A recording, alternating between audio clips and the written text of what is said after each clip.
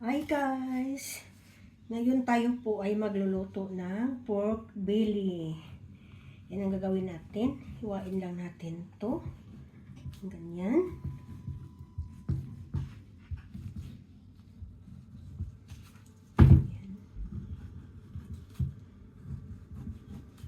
Kita ko lang sa inyo paano ko gagawin yung pork belly.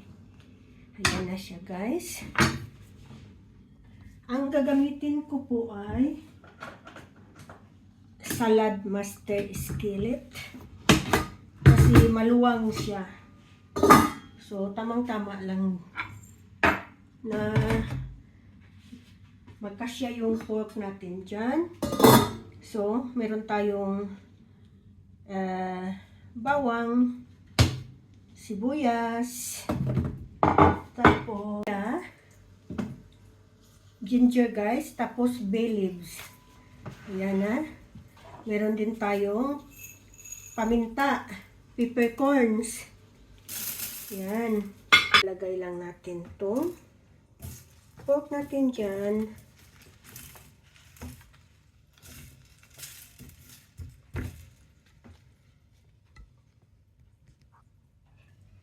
Lagyan natin tubig. Yung aapaw lang yung tubig sa pork natin guys. Yan.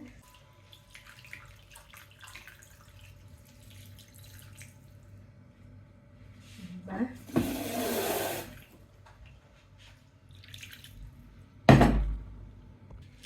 Asin.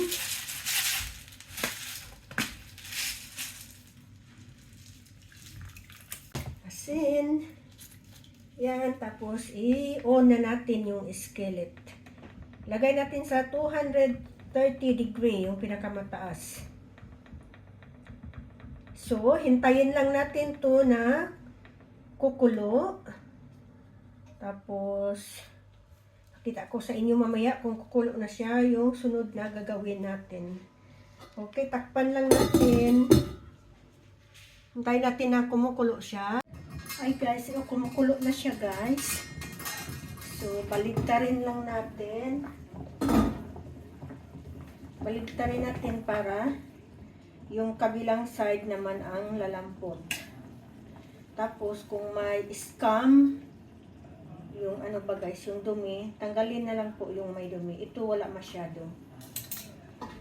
Takpan natin ulit para lalambot yung kabilang side.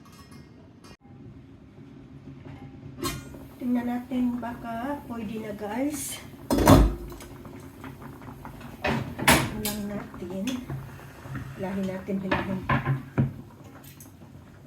Ay, malambot na. Pwede na to. Malambot na siya. So, tanggalin na natin. I-keep natin yung sauce para sa gravy. Yan.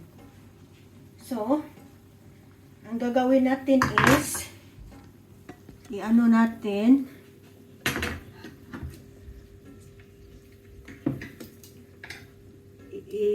first natin yung ito na lang gagamitin ko. Pwede rin gumamit ng toothpick or tinidor. Pero ito mas ano siya, madali pag ito ginagamit. Di ko lang alam ang purpose ba't gawin to ba. Ito yung ginagawa ng mga magaling magluluto eh. Okay. Kasi ginaya ko lang tong recipe na to sa isang video na nakita ko. So ayan.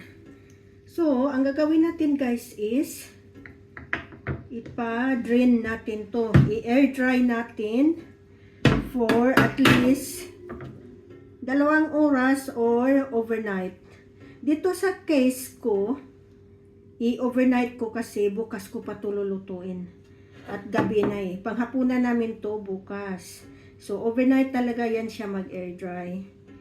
Iwan ko lang siya dyan. Ganyan na lang para lahat ng liquid. Ganyan na lang gagawin ko guys. Muna, mamaya i-flat ko siya. Okay. Yan lang, leave for overnight or 2 hours the least. Lagyan pala natin ng asin guys. Muntik ko nang makalimutan. Yan, lagyan ng asin. Para yung lasa niya is mag-soak overnight din. O, diba? Huwag lang masyadong damihan. Baka mamaya maalat na siya.